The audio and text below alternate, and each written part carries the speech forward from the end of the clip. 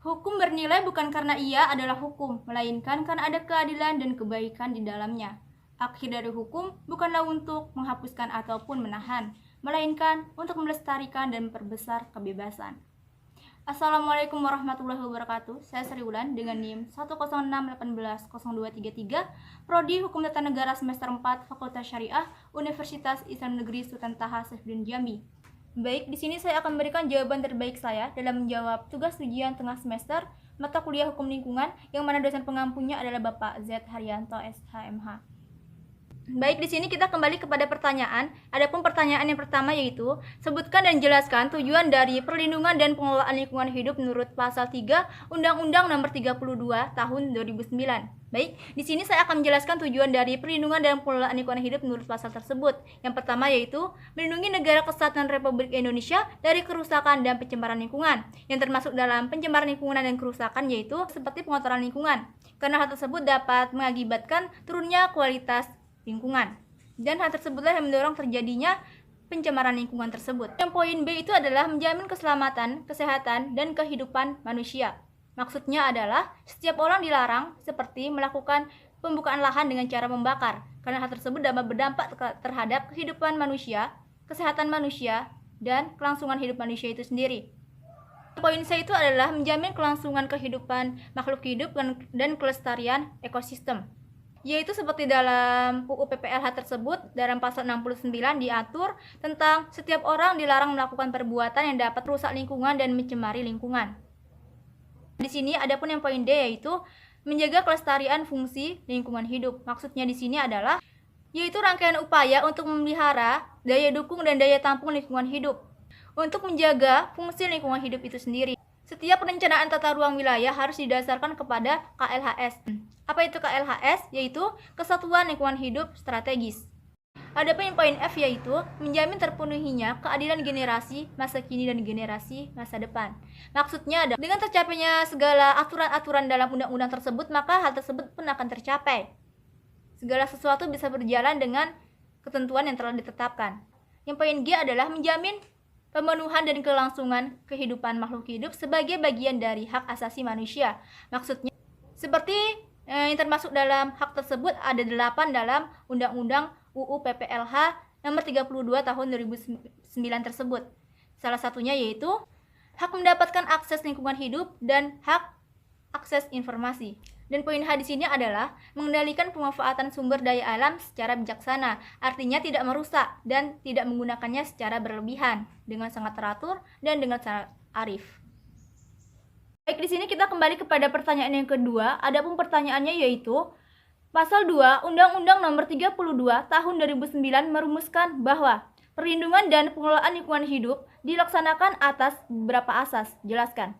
Baik, di sini saya akan menjelaskan beberapa asas-asas yang terkandung dalam Undang-Undang Nomor 32 Tahun 2009 tersebut. Adalah sebagai berikut. Jadi pada huruf A yang pertama itu ada asas tanggung jawab negara. Yang dimaksud dengan asas tanggung jawab negara di sini adalah negara menjamin kelangsungan pemanfaatan sumber daya alam dan akan memberikan dampak yang sebesar-besarnya bagi kesejahteraan dan daya mutu hidup rakyat dan generasi masa kini serta generasi masa depan. Dan selanjutnya di sini yaitu negara menjamin hak warga negara atas lingkungan hidup yang baik dan sehat. Dan yang selanjutnya itu juga adalah negara mencegah dilakukannya pemanfaatan sumber daya alam yang dapat mencemari dan merusak lingkungan hidup. Dan di sini ada pun yang huruf B yaitu asas kelestarian dan asas keberlanjutan. Maksudnya adalah asas kelestarian dan keberlanjutan ini adalah bahwa setiap orang memikul kewajiban dan tanggung jawab terhadap generasi mendatang dan terhadap sesamanya dalam satu generasi dan dapat melakukan upaya kelestarian daya lingkungan hidup. Dan yang pada huruf C itu ada asas keserasian dan keseimbangan. Maksudnya adalah bahwa pemanfaatan lingkungan hidup harus memperhatikan kepentingan ekonomi, sosial, budaya, dan perlindungan serta pelestarian lingkungan hidup. Dan yang pada huruf B itu ada asas keterpaduan. Yang dimaksud dengan asas keterpaduan di sini yaitu bahwa perlindungan dan pengelolaan lingkungan hidup harus didasarkan atau dilakukan dengan memadukan berbagai unsur atau menyinergikan berbagai komponen terkait. Dan yang C itu ada asas manfaat. Yang dimaksud dengan asas manfaat adalah bahwa segala usaha dan kegiatan pembangunan yang dilaksanakan harus disesuaikan dengan potensi sumber daya alam dan lingkungan hidup untuk peningkatan kesejahteraan masyarakat, harkat manusia selaras dengan lingkungannya. Poin F itu ada asas kehati-hatian. Yang dimaksud dengan asas kehati-hatian yaitu poin F itu ada asas kehati-hatian. Yang dimaksud dengan asas kehati-hatian yaitu bahwa ketidakpastian mengenai dampak sesuatu usaha atau kegiatan karena keterbatasan penguasaan, ilmu pengetahuan. Baik, yang huruf G itu ada asas keadilan. Yang dimaksud dengan asas keadilan di sini yaitu bahwa perlindungan dan pengelolaan lingkungan hidup ini harus mencerminkan keadilan secara proporsional bagi setiap warga negara, baik lintas daerah, lintas generasi maupun lintas gender. Baik, di sini ada pun yang pada huruf K yaitu asas partisipasif. Yang dimaksud dengan asas tersebut yaitu bahwa setiap anggota masyarakat didorong untuk berperan aktif dalam proses pengambilan keputusan dan pelaksanaan perlindungan dan pengelolaan lingkungan hidup, baik secara langsung maupun tidak langsung. Itu ada asas kearifan lokal. Apa yang dimaksud dengan asas tersebut yaitu bahwa dalam perlindungan dan pengelolaan lingkungan hidup harus memperhatikan nilai-nilai luhur yang berlaku dalam tata kehidupan manusia. Huruf M yaitu tentang asas tata kelola pemerintahan yang baik. Yang dimaksud dengan asas ini yaitu bahwa perlindungan dan pengelolaan lingkungan hidup ini harus dijiwai oleh prinsip partisipasi, transparansi, dan juga akuntabilitas dan juga efisien, selanjutnya dan juga keadilan. Dan di sini ada pun yang huruf N yaitu ada asas otonomi daerah.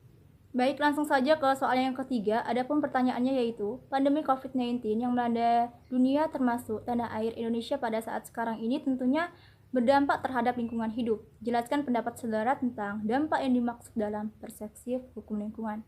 Baik, di sini saya akan mengutarakan pendapat saya mengenai dampak dari virus COVID-19 atau pandemi COVID-19 ini terhadap lingkungan secara global. Sebelumnya, mengapa saya mengatakan sebagai pandemi? WHO sendiri, Organisasi Kesehatan Dunia secara resmi mengatakan jika virus COVID-19 ini sebagai pandemi global. Bayangkan, awalnya adalah epidemi dan sekarang telah menjadi pandemi.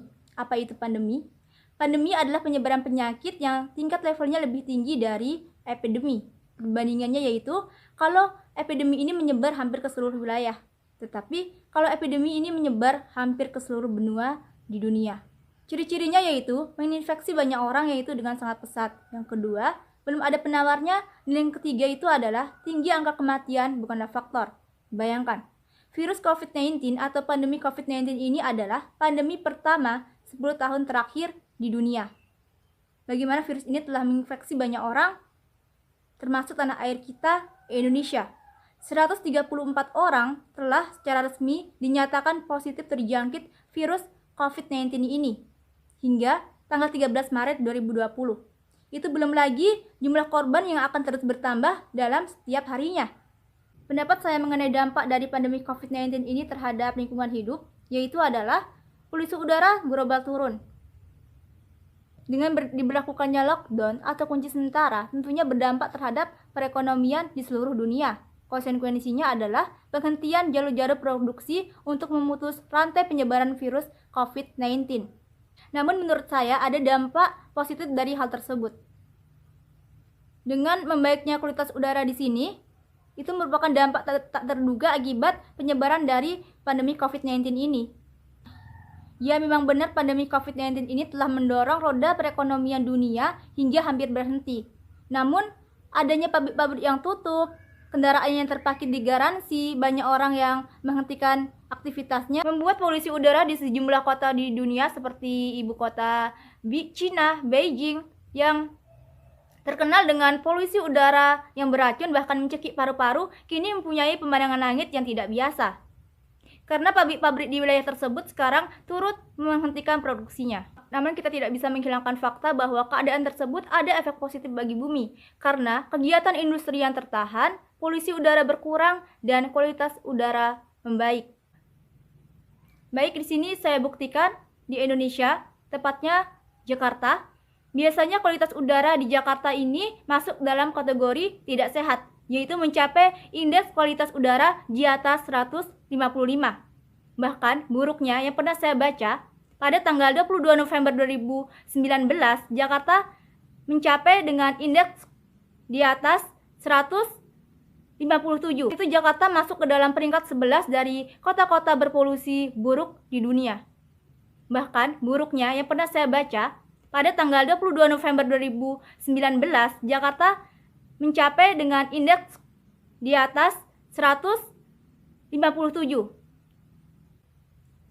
Bahkan parahnya, Jakarta pernah muncul sebagai kota dengan peringkat pertama sebagai kota dengan udara terburuk di dunia. Sekarang saya buktikan pantauan Air Quality Index (AQI Air Visual) pada April pukul 20.25 WIB menunjukkan Jakarta berada pada peringkat ke-33 dari kota-kota berpolusi buruk di dunia. Itu artinya Jakarta lebih baik dari 30 kota-kota berpolusi buruk di dunia. Jadi di sini saya katakan jika meningkatnya kualitas udara setelah lockdown turut membuktikan jika manusia dan ekonomi turut punya andil dalam penyebaran polusi. Baik, jadi pelajaran di sini yang bisa kita ambil adalah yaitu hilangnya polusi udara, sungai-sungai menjadi bersih adalah bukti bahwa kerusakan lingkungan itu berasal dari kegiatan ekonomi manusia itu sendiri. Sekian, itulah jawaban dari batas kemampuan saya. Kurang dan lebihnya saya mohon maaf karena kebenaran datangnya dari Allah dan yang salah dari saya. Saya akhiri. Wassalamualaikum warahmatullahi wabarakatuh.